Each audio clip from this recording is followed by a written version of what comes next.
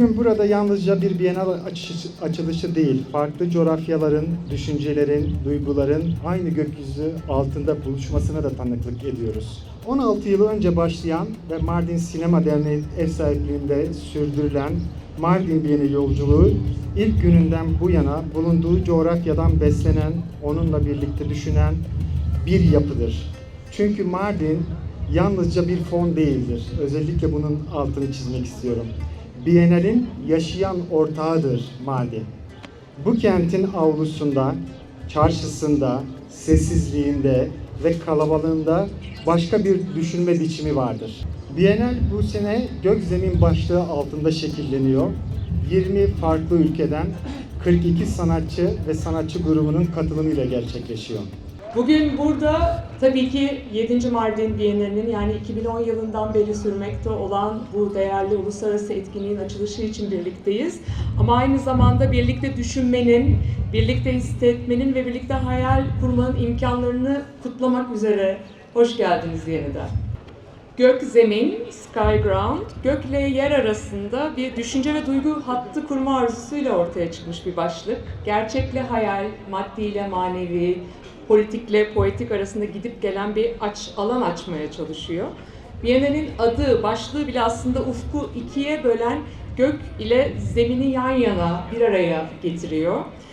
Çünkü belki de bugün en çok ihtiyaç duyduğumuz şey birbirine karşıt gibi gözüken, birbirine düşman gibi gözüken dünyaları ve fikirleri bir arada hayal etmeye çalışmak ve bunlar arasında yeni geçitler açabilmek. Bu yolculukta bize Mardin'le özdeşleştiğini düşündüğüm biricik kuşlar eşlik ediyor. Attar'ın kuşları da, yani hemen doğudaki komşumuzdaki bir mesneviden kuşlar da, hemen batıdaki komşumuz Aristofanes'in yaratıcı, heyecan verici kuşları da. Biri içsel dönüşümün ve kolektif hakikatin peşinde, diğeri mizah, eleştiri ve ütopya aracılığıyla yeni dünyalar tahayyül ediyor. Mardin gibi yüzyıllardır farklı kültürlerin, farklı dillerin, hikayelerin ve inanç biçimlerinin iç içe geçtiği bu coğrafyada bu metafor bu Bienal için bana ve sanatçılara yol gösterdi. Bu Bienal'le aynı zamanda biz kuş olsaydık, yani tıpkı kuş sürüleri gibi, kuş sürülerinin yapacağı gibi bölgeyi keşfetmeye, mekanlar arasında, bölgenin farklı yerleri arasında çıkılacak bir yolculuğu hayal ettik. Mekanları da yalnızca eserleri taşıyan duvarlar ya da boş kabuklar gibi değil, mekanların hafızasıyla, beden, tarih, mimari karakteristiğiyle, işleviyle, gündelik hayat ve toplumsal ilişkiler bakımından taşıdıklarıyla canlı yapılar ve adeta kuş yuvaları gibi gördük. Dara Antik Kenti'nde göğe açılan Mezopotamya ufkuyla yer altına inen sarnıç mimarisi arasında sürekli yukarı ve aşağı hareket ediyoruz. Orada gökle zemin arasındaki ilişki hem düşünsel hem fiziki bir deneyime dönüşüyor. İzleyici bazen geçmişte zindan olarak kullanılmış bir sarnıcın karanlıklarına, o dehlizlere inerken bazen gün ışığında sonsuza, doğaya ve ufka bakıyor. Dara'da insan doğaya ve tarihe geri dönüyor, zaman ve mekan mefhumunu kaybediyor.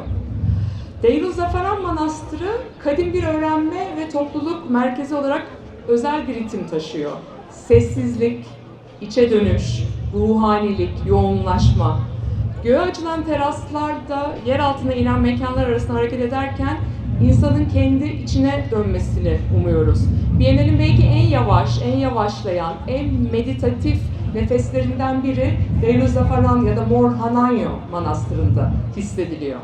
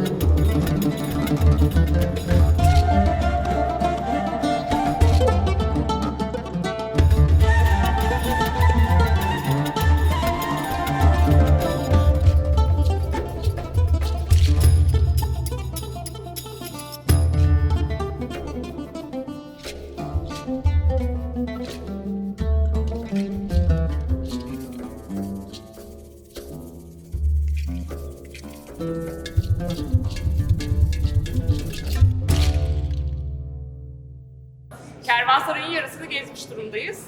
Geri kalan yarısına bakıyoruz. Arkamda başlayan sanatçı Diyarbakır'dan çok sevgili bir dostum. Nesin Sanat Köyü'nde tanışmıştık. Roselin Akgün. Kendisi aynı zamanda peyzaj mimarlığı kökenlidir. Ve girizgahta kaçıranlar için o kısmı tekrar edeyim. Biennial'in belki de kuş sembolüne en çok yer veren, adeta bir kuş yuvası gibi konumlandırdığımız alanı burası demiştim. İşte onlara da kırık bir peyzaj sağlıyor Roselin.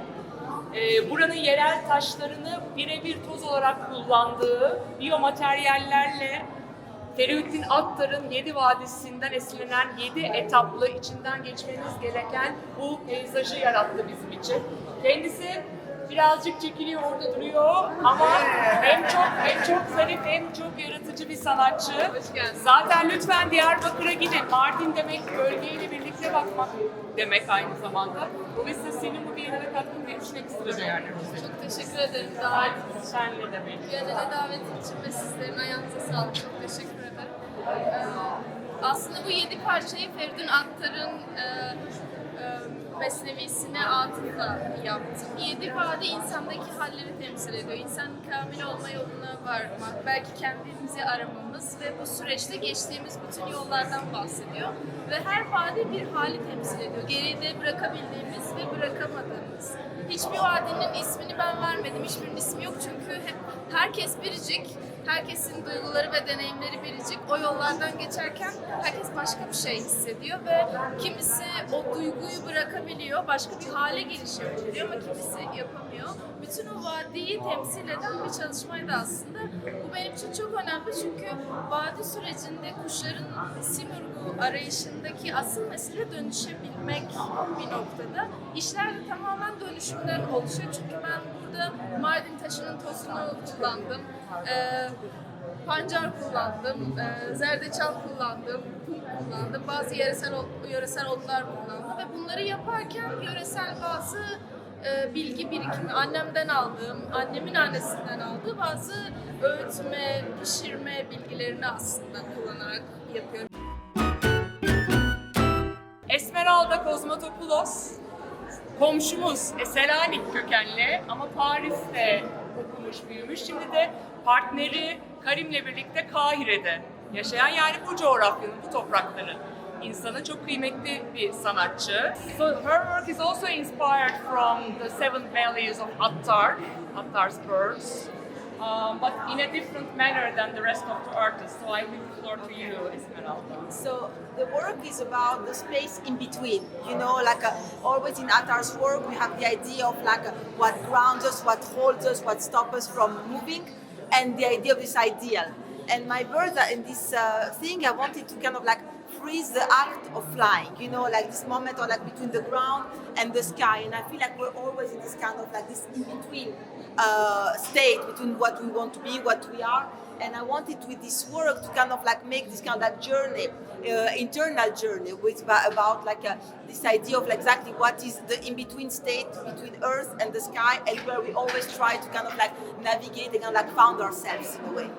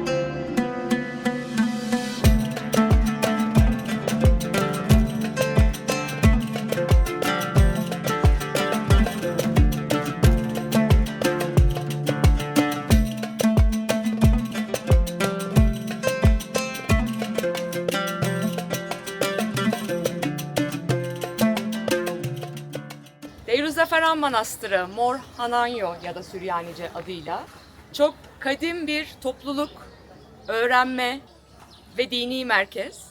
Bir Süryani Ortodoks manastır olarak açılmadan önce de Mezopotamya döneminden güneş tanrılarına adanmış başka bir tapınağın üzerine kurulmuş bir yapı.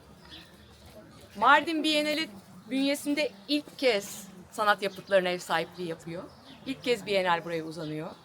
Dolayısıyla cemaat liderine, metropolite, manastırın vakfına gerçekten derinden müteşekkiriz. Bunu söylemek isterim. Şunu da özellikle vurgulamak isterim. Burası sessizlik, yavaşlama, hürmet, şükran mekanı. Ve içeride gerçekten bu cemaat yaşıyor.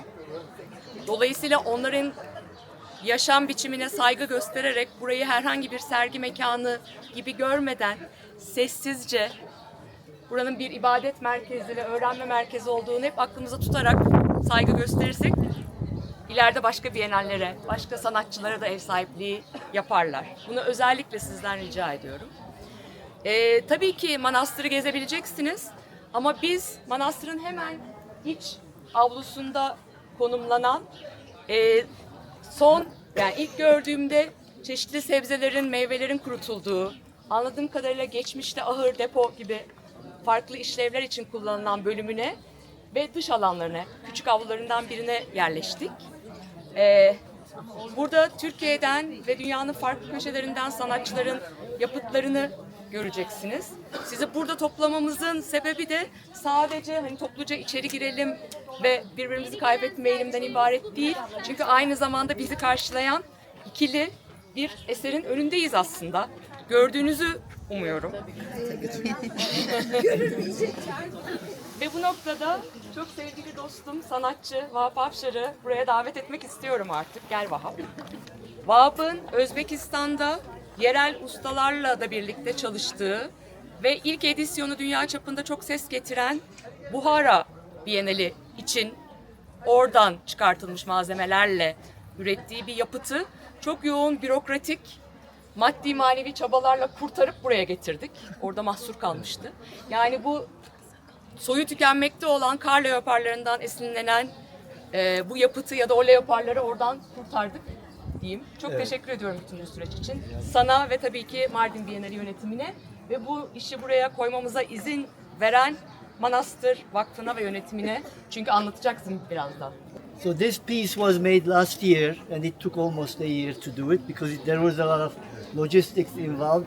We made each snow leopards out of 12-13 pieces of 200 plus years old columns in Bukhara, from the buildings that were demolished. So we went and picked up these columns and cut them together, and I worked with the local Bukharan master carvers and put them together.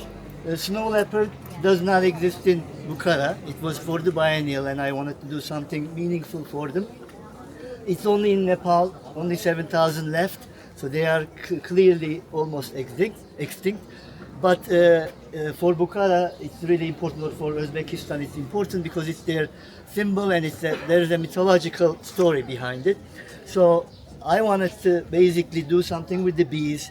And when I went and visited Bukhara, I saw these old buildings from the 5th century. Actually, they date back to the same kind of era. It's on the Silk Road. It's incredible architecture, and it's still protected. When I saw the architecture, I immediately imagined something like this, and then it took months to actually make it. So we exhibited similarly right outside the madrasa and a Karvansaray. The idea is basically to use snow leopard sculpture with the reclaimed and upcycled material, important for that geography, but then create a vessel that houses another species that also is becoming extinct, which is the scariest thing, because as everyone knows how important the bees are. I've been working with the bees. I'm both a beekeeper and an artist, and I kind of merge the two because I think it's important to create more awareness than just the superficial idea of importance of the bees. So I decided to try this, which is we built these, and the torsos are empty, the rest is solid, and it opens up, and inside there is a beehive. So in Bukhara we were able to lure the honeybees with we created the conditions, right conditions. In about a month they moved in, 2 colonies occupied. We can Here- see it over there. There is So some there are bees bees. over There there. is there is a nuclear colony living there. It's a 1-week-old colony. We borrowed from a local beekeeper. What it is about 2,000 bees with a queen bee, virgin queen bee. They're establishing here.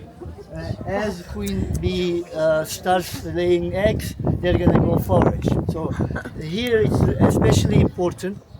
This incredible place, the monastery, and its history.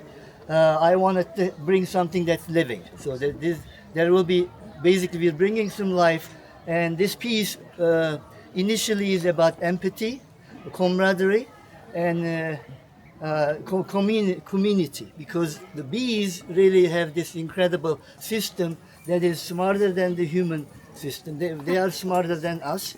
They know the weather next 2-3 months, and they are preparing, and they are behaving accordingly. They're behaving accordingly in the sense how much they produce, in terms of the food, how many eggs queen lays. So it's really complicated and really incredible system.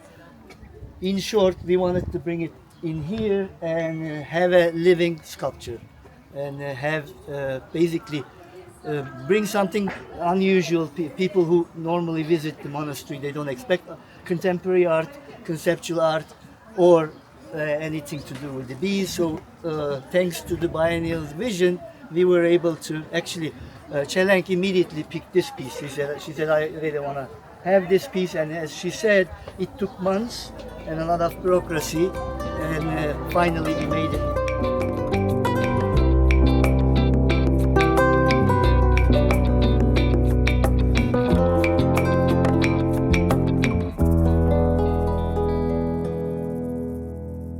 Sene evvel de Biennale katılmıştım. Zaten burada gösterdiğim 2 iş, o işin devamında zaman içinde gelişmiş işler. Burada enteresan bir şey oldu aslında. Benim bu çalışmalarımdaki içerik tamamen senin Mardin konseptini tamamen örtüştü. Bu da benim için çok büyük bir şanstı, çok büyük bir tesadüftü. Belki de bir tesadüf yok, bunun burada gösterilmesi gerekiyormuş gibi. Çok teşekkür ederim seçimin için. Çalışmalarımda aslında uzun yıllardır mimari elemanların yer değiştirmeleriyle ilgileniyorum. Bunları daha çok insanın yer arayışı, yer edinme kavramı üzerinden ilişkilendiriyorum. İşlerim genellikle kendi kökenimden gelen kültür unsurlarıyla çalışıyorum, değerleriyle çalışıyorum. Yani aslında gelenekten gelen işler. Bunlar hem içerik olarak gelenekten hem de malzeme olarak gelenekten.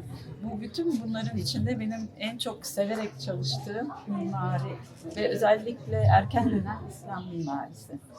Ve burada da gördüğünüz 2 işte 2 kubbeden yola çıktım. Kubbe de benim çok severek çalıştığım bir konu. Kubbe benim için aslında sonsuzluğu veriyor. Gökyüzünü veriyor zaten en başta. Bir de bir merkezi temsil ediyor. Ayrıca ilahi bir düzeni de içinde kapsıyor. Ve bunun en güzel örneklerini Selçuklu mimarisinde görüyoruz. Burada kozmik bir mimari var. Aslında gökyüzünün mimarisi, kozmik mimarisi mekana giriyor ve kubbeye giriyor. Evet, ben de bu işler için 2 tane Selçuklu kubbesini seçtim. Şimdi bu ikincisi, bu gördüğünüz Konya Sabit Ata Dergahı'nın kubbesi. Öbürü ise Malatya Ulu Camii'nin kubbesi. Bunların tam merkezden çekilmiş fotoğrafları. Bu imgeler aynalara aktarılmış vaziyette. Daha çok böyle pembe toprak renklerini seçtim. Çünkü bu kubbeler tuğlaların tekrarlarından oluşan aslında son derece mükemmel örmeler. Korkunç güzel bir ornamentik bu tekrarlardan oluşuyor. Evet, bu gördüğümüz işlerde aynalar yerde konumlanmış. Böylece gökte olan yerde, aynalarda yeryüzüne açılıyor. Gökte olan burada. İşin bence en önemli olan bölümü de aynaya yaklaştığımızda, baktığımızda kendimizi görüyoruz. Ama bu narsistik bir açıdan değil. Hani narsist geldi, aynada kendini gördü, aşık oldu. Burada öyle bir şeye imkan kalmıyor. Çünkü geldiğinizde ve gördüğünüzde burada gökyüzünü, gök kubbeyi, Kubbeyi yansıtıyor. evet, ilahi bir şeyi görüyorsunuz. Ve kendinizi de bu büyük kozmik bir işin, bir düzenin parçası olarak görüyorsunuz. Ve böylece benlik aslında çözülmüş oluyor.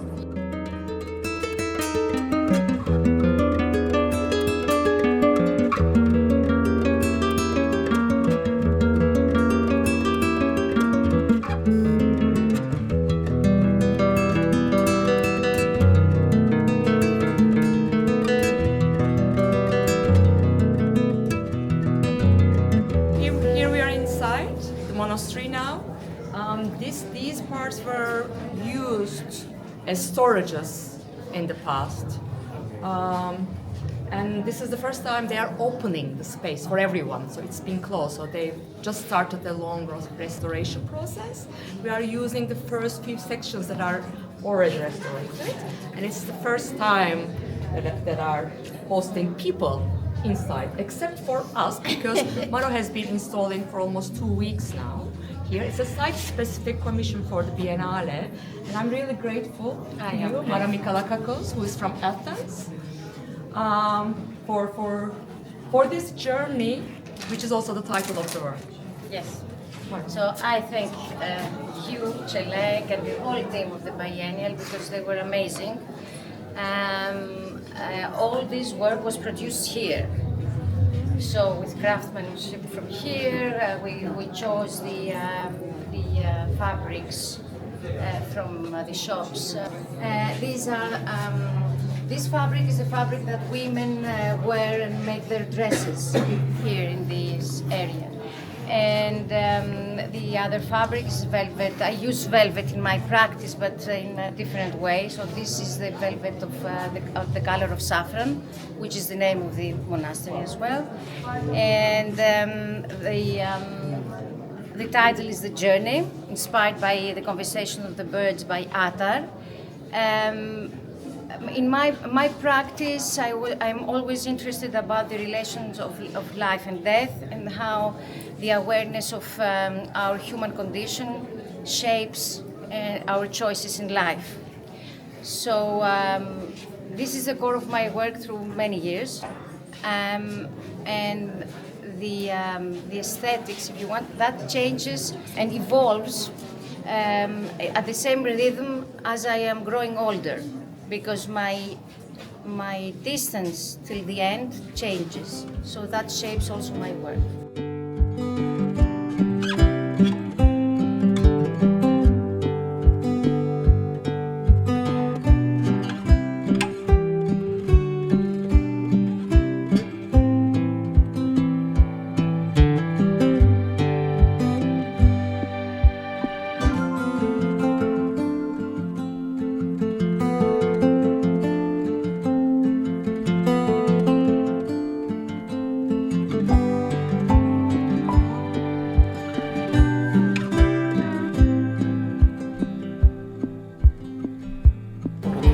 Aşağıda sergi var. Yılan. Yılan benim.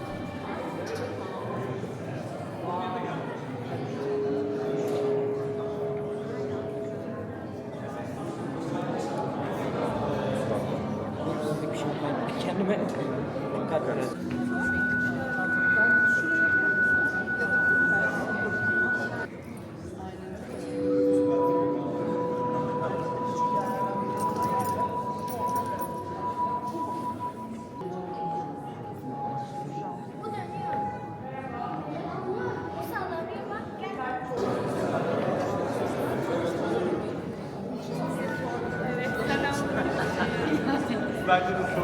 Gökten zemine yoğun merdivenlerle indik. Daha derinlere inebileceğimiz yerler de olabilir elbette. Çünkü burası kazısı aktif bir şekilde devam etmekte olan arkeolojik bir sit alanı. Önce biraz burayla ilgili bilgi vermek istiyorum. Çünkü sanatçıların hepsi buranın tarihine, bağlamına, doğasına, mimarisine cevap veren yeni yapıtlar ürettiler. Ama ondan önce sizi iki yakışıklı dostumla tanıştırmak istiyorum. Selçuk Artut, Alper Aydın. Birazdan kendi işlerinden zaten size bahsedecekler. Burası milattan sonra 6. yüzyılda inşa edilmiş Roma İmparatorluğu tarafından Sasanilere sınır garnizonu olarak inşa edilmiş bir yer. Bir medeniyet, çok kadim bir medeniyet. Gelirken araçlarla belki fark ettiniz ya da biliyordunuz, nekropol yani mezarlık bölgesinden geçtik o medeniyetin. Oraya döneceğiz, orada da bir sanatçının işi olacak. Ama şimdi agoraya yani meydana, çarşıya, asıl toplumsal hayatın aktığı alana bağlanan su sarnıçlarından birinin ve en büyüğünün içerisindeyiz. Burasının zindan olarak anılmasının arkasında bir dönem bazı tutsakları, askerleri vesaire ya da tehcir döneminde kullanıldığı söyleniyor. Çeşitli rivayetler var bununla ilgili olarak. Dolayısıyla halk arasının ağzında zindan olarak anılıyor ve burada yaşayan bir köy evinin altında tesadüfen bulunmuş bir yapı. Zaten dışarıda onu hissediyorsunuz ve kim bilir daha neler çıkacak. Çünkü mozaikler ve pek çok tarihi yapıt, kazılar devam ediyor çok ciddi bir şekilde ve müzeye de taşınıyor. Örneğin Biennalemizin ana mekanı olan Sakıp Sabancı Kent Müzesi ya da Mardin'in Arkeoloji Müzesi'nde buradan çıkmış pek çok esere denk gelebiliriz. Bizim için burası yani Biennale'nin kavramsal çerçevesi için buranın hem kadim bir medeniyet olması çok kıymetliydi elbette. Yani bugün de kullanılmakta olan insanların yaşadığı bir köy aynı zamanda. Onu da vurgulamak isterim. Kendi ilkokulu, yapısı, çarşısı vesaire var. Ama bir o kadar da bizim için doğa içinde sanat içinde güzel bir alan yaratıyordu. Oldukça güneyine gelmiş durumdayız Mardin'in. Artık Suriye sınırına yakın bir yerdeyiz. Dolayısıyla Mardin içinde bulunduğu coğrafyayı keşfedebileceğimiz, biz de o anlamda sınıra oldukça yakın bir konumdayız. Burada çok şanslıyım ki iki çok değerli geçmişte de çalışma fırsatı bulduğum sanatçı, her ikisi de zindana özel, buradan yola çıkan, buraya cevap veren, buraya eklemlenen ve benim için en azından sanki her zaman buradaymış ve burada olmalıymış gibi hissettiren iki yeni iş tasarladılar. İlki Alper Aydın, buradaki heykeli tasarladı, hazırladı, projelendirdi, hayata geçirdi. Kurulmasında ve asılmasında da birebir her aşamasında çalıştı. Diğeri Selçuk Artut, onu yeni medya, ses, müzik çalışmalarından da bilirsiniz. Aynı zamanda bu alanda akademik çalışmaları da olan bir isim. O da buranın hem ses atmosferine, peyzajına uygun hem de aynı zamanda buranın tarihinden, kültüründen yola çıkan yepyeni bir proje tasarladı. Bir heykel olarak da nitelendirebiliriz. Sadece ses yerleştirmesi değil ama mekanın sesini, soundscape'ini aslında buna sağlıyoruz. Dolayısıyla o anlamda Alper'in heykeline de eşlik ettiğini söyleyebilirim. Bu iki sanatçı arasındaki diyalog bizim için hakikaten çok değerliydi. Sanırım ilk etapta söyleyeceklerim bu kadar. Şimdi sözü öncelikle Alper'e vermek istiyorum. Alper, belki işin adı, kavramsal çerçevesi ve süreci için bir iki şey söylemek istersin. Tabii ki. Merhabalar. Ben yaklaşık 15 yıldır doğaya ve mekanlara müdahalelerde bulunuyorum. Buradaki çalışma da benim kariyerimdeki aslında en önemli çalışmalardan bir tanesi diyebilirim size. Biraz da müzikal taraftan konuşmak gerekirse sistem aslında kendi kendine çalışan bir sistemden oluşuyor. Ben hiçbir şeye mimari olarak bir karar verdim ama alt tarafta dönen kendi geliştirdiğim algoritmalar karar veriyor. Şu anda çok net gösteremeyeceğim ama detaylı bakarsınız. 4 kanallı bir işten bahsediyorum. Bunun 2 tanesi ses, 2 tanesi ise kinetik heykel diye nitelendirebilirim.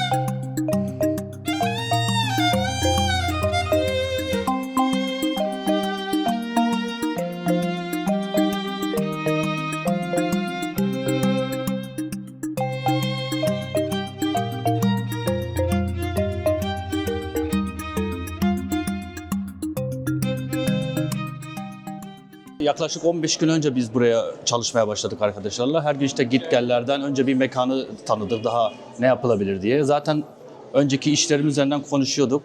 Daha sonra işte ilk girişte şu camlardan başladım. Oraya vitray işler yaptım. Daha sonra işte şuradaki kolona hem neon renklerle hem de ışıkla bir müdahale gerçekleştirdim. Zaten daha önce kullandığım canlı renklerden bir seçkiydi. Ahşap oyma işini de çok seviyorum. Zaten Mardin'deki geleneksel ahşap oyma ve ahşap baskı işi o zaten yavaş yavaş kaybolan bir şey. Ben ona hem bir gönderme olarak ahşap oyuyorum hem de kendim sevdiğim için oyma ve onun baskılarını alıyorum genelde.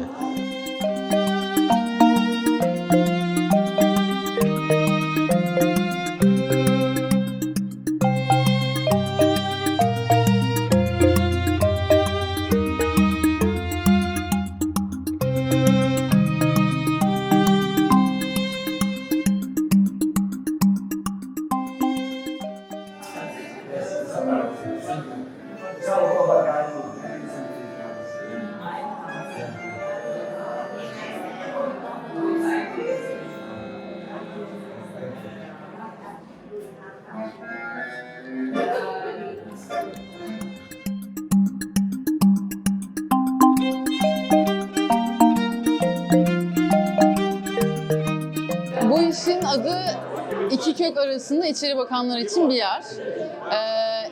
İki farklı oda ve ortadaki niş alanından oluşuyor. Odaları şey olarak kurguladım. Ateş ve yeryüzü odası, su ve gökyüzü odası. Bunların bir ateş odası olan benim maddi dünyadaki varlığımı, su odası da manevi ve kozmik düzlemdeki varlığımı temsil eden bir şey. Şimdi o yüzden ateş odası daha çok anlamlar, semboller, imajlarla doluyken su odasını biraz daha boşluklu ve hafif bir şekilde bırakmak istedim. Ortadaki nişte Hilmeran da Şahmeran mitolojisinden dönüştürdüğüm bir yeni önerme olarak hayat buluyor diyeyim.